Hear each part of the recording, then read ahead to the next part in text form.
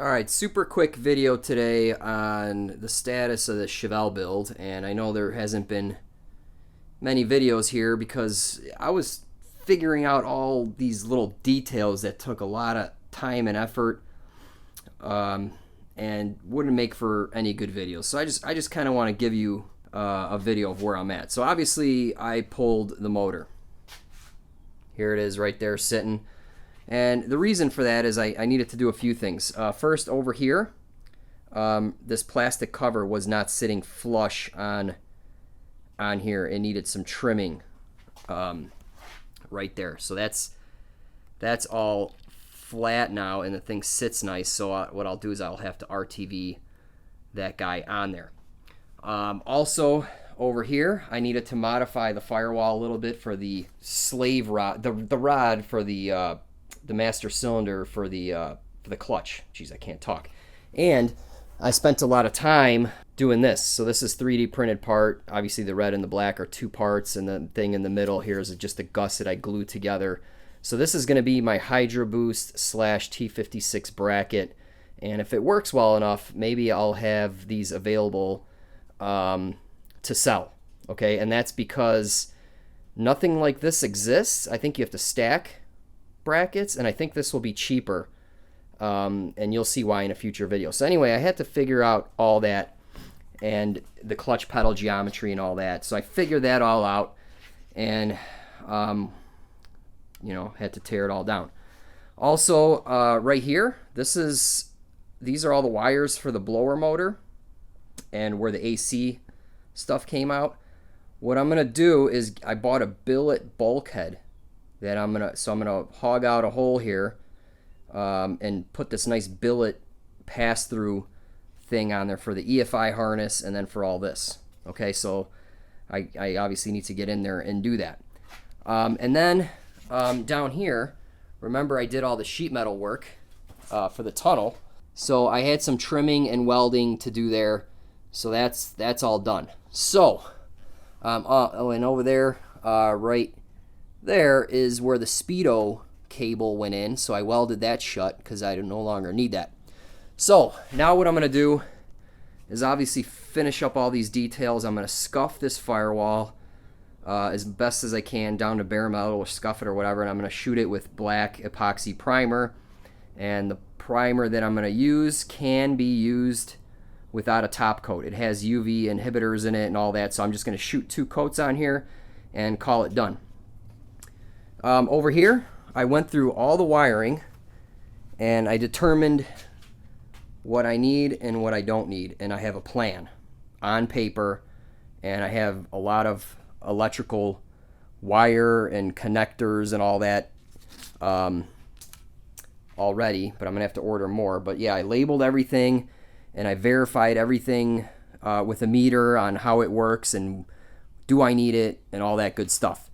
So my plan is to run that over the fender well, and right here I'm going to do a power distribution box, so I'll show you that in a second. And then obviously just some cleanup work. So yeah, that's what's going on in the engine bay.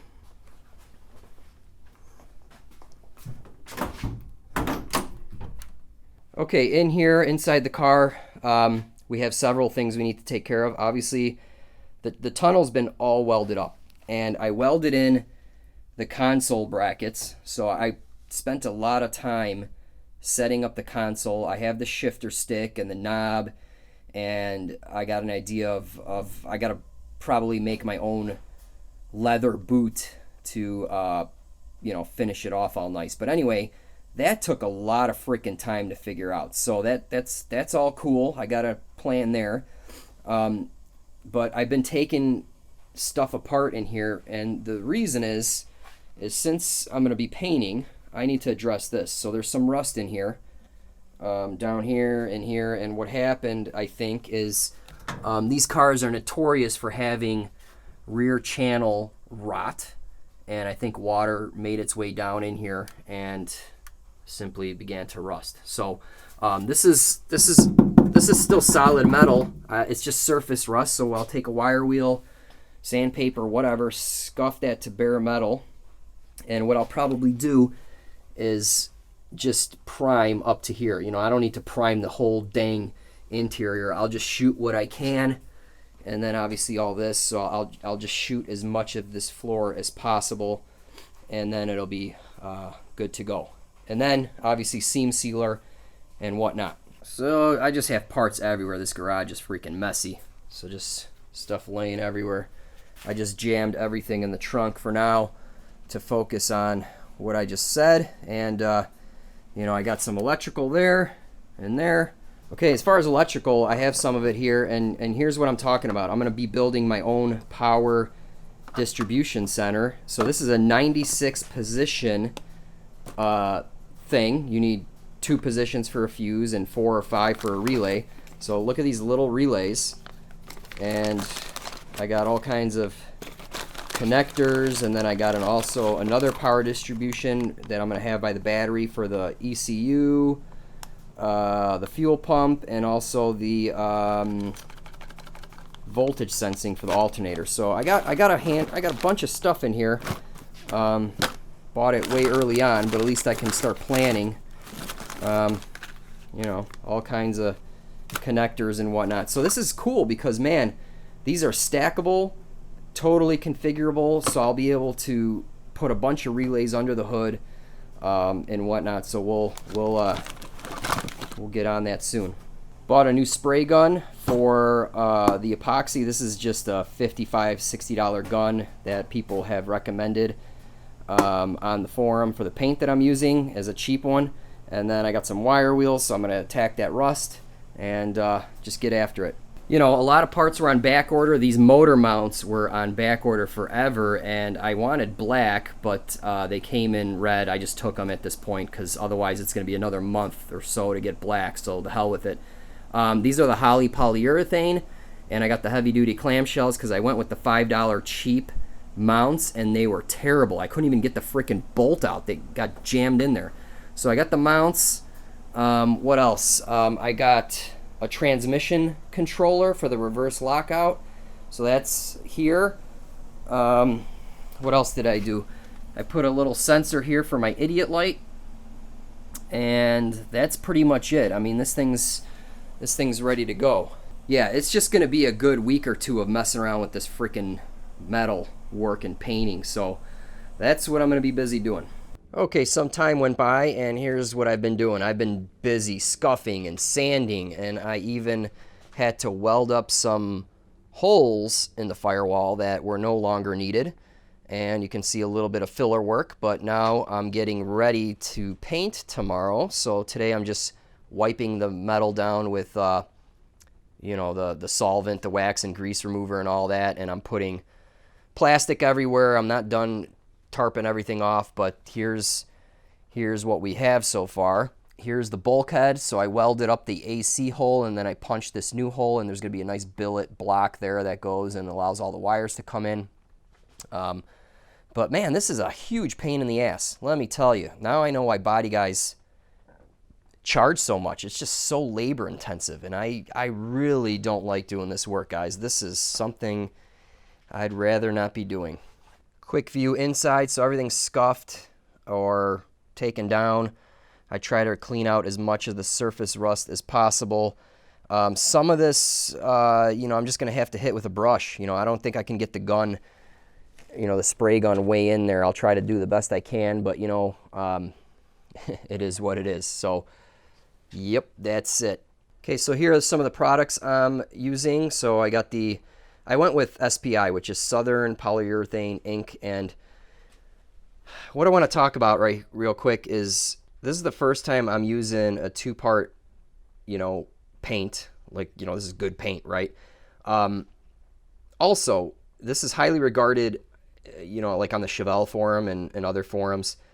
Even though this is an epoxy primer, it has UV inhibitors in it. So what you do is you induce it for at least 4 hours to get the maximum UV protection. And what I mean by UV protection is it's fine for frames, firewalls, floors, somewhere where it's not in direct sunlight, but, you know, compared to other epoxy primers, this will not chalk or anything like that. And it has like the perfect black gloss sheen, hopefully. So, and then of course I bought their solvent wax and grease remover, and then they got the waterborne as well. So usually you hit this first, then this, and then bam, do that. Okay, so another thing I've been doing is heating the garage for several days prior to paint, because the metal has to be 65 degrees during painting and then 24 hours after. So it's nice and warm in here, so hopefully I'll shoot 2 coats, brush on whatever, and just be done with this already, because it's driving me nuts. All right, here we are a few days later, and 2 coats of the epoxy primer went on, and I think it turned out freaking great. Now, this is the Firewall. You could see the filler work a little bit, but you know what? That's not exactly the flattest thing in the world, but overall, you know, it looks pretty good. The tunnel was interesting to paint because the HVLP gun does not work upside down, right? So crawling under there and spraying it and all that, yeah, whatever. So anyway, that's all done. And this product does spray easy, definitely easy to work with, and after a day of drying, it's rock hard. So I'm really happy with it. And no drips, so that's awesome. Okay, here's the interior. Turned out real nice.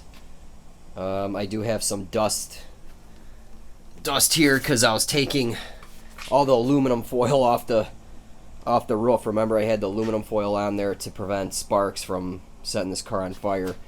But anyway, this turned out great. It was a little difficult to spray up in here, and I did some brushing. So I do have a little bit of, you could see the little dry spray there, because I actually lifted the plastic and then frickin' just sprayed the gun in here and tried to get as much as possible. But I had to do a little brush work up there, and of course the seam sealer is going to go all up on that, and then Dynamat and whatnot. And then it was hard to get the top of the tunnel, so I had to brush that a little bit. And I do have one drip right here. That's it. It's the only drip I have. But anyway, this product, man, if you take your fingernail, you know how some paints are soft and whatever.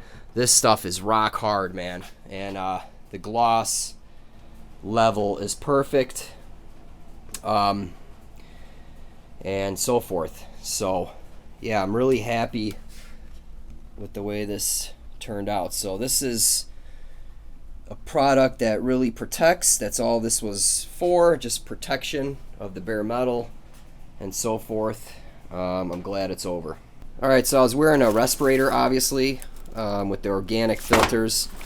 I like these because they seal to your face pretty good, and then you can swap cartridges. So I have one for dust and I have it for organic filters and whatnot.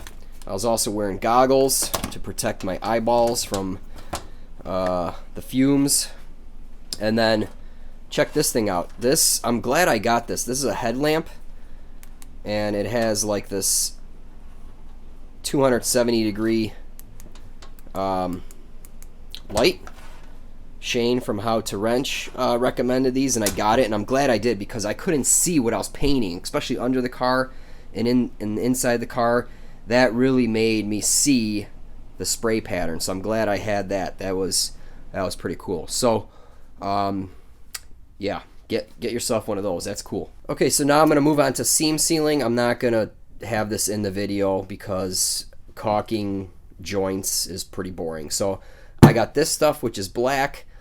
This is stuff I had from a few years ago. The shelf life has expired, so I'm not going to use this, but this stuff is beige or tan, so I might have to order a little bit more of that. But anyway, I'm going to seam seal everything. This is black.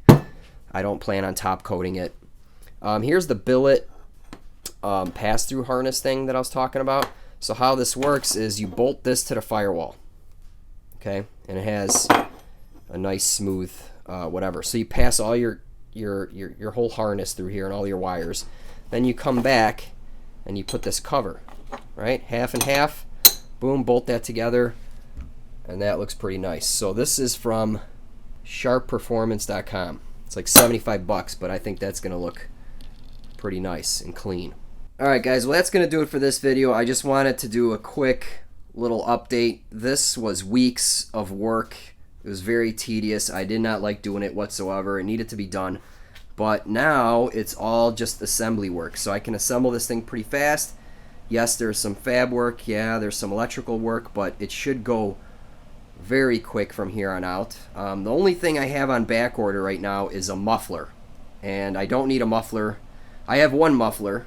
And the other muffler is on back order. So that's the only thing that's holding me back from putting the exhaust on. But of course I don't need exhaust to drive it. So anyway, you know, it's freaking April already, and I want to get this thing on the road in the next 2 months, 3 months, or whatever. So I gotta start thrashing here.